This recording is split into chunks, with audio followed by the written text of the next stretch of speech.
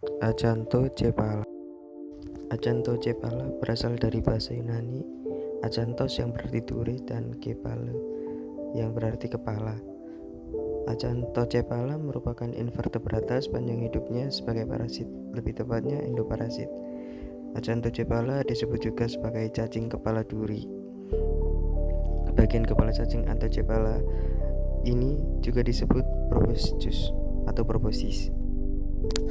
Lalu selanjutnya proboscis. Proboscis adalah bagian tubuh yang memanjang di area anterior dan ini juga dapat ditemukan di hewan darat dan tidak semua proboscis ini memiliki duri. Proboscis juga memiliki 4 variasi bentuk.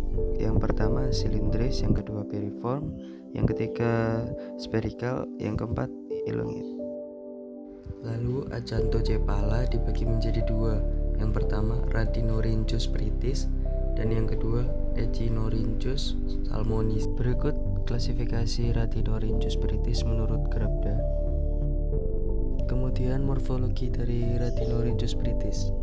Radinorhynchus pritis memiliki tubuh berbentuk silindrik memanjang dan Radinorhynchus pritis ini memiliki baris longitudinal hook proboscis sebanyak 12. Jumlah hook per barisnya adalah 18-22 dan distribusi hook anterior batang berada di 2 zona yang berbeda dan dipisahkan oleh suatu daerah tanpa duri.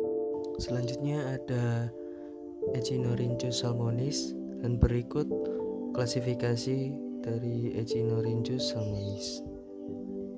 Lalu ada morfologi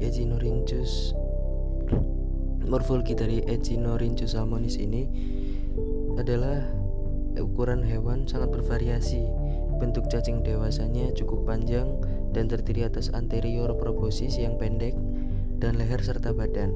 Panjang umumnya beberapa sentimeter, tapi ada juga beberapa spesies yang berukuran 0,5 cm maksimalnya. Alur siklus hidup dari Acanthocephala ini melibatkan sejumlah inang agar dapat bertahan hidup. Pertama-tama, saat telur dikeluarkan oleh betina, telur Acanthocephala ini dilepaskan bersama dengan kotoran inang. Agar perkembangan terjadi, telur yang mengandung cacing parasit ini perlu dicerna oleh moluska.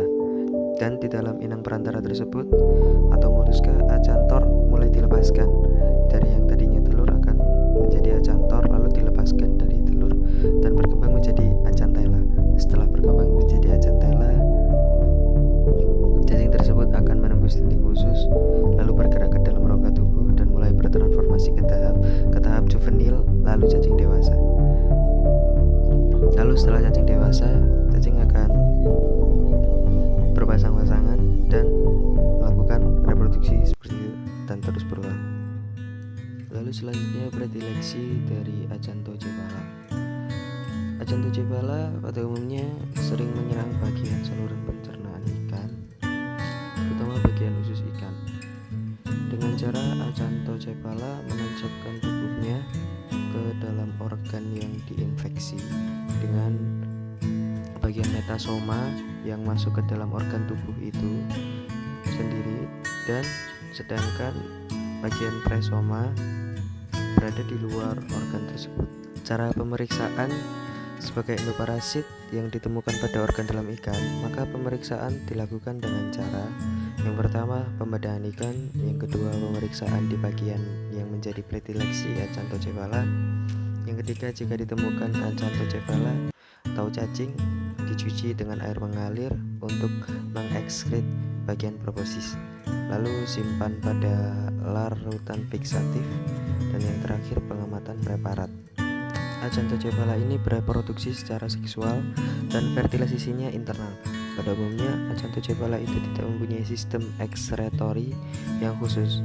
Dinding tubuhnya juga tidak dilapisi oleh kutikula dan mempunyai otot sirkular dan longitudinal, dan sistem sirkulasinya pun dengan sistem saluran laguna. Sekian, terima kasih.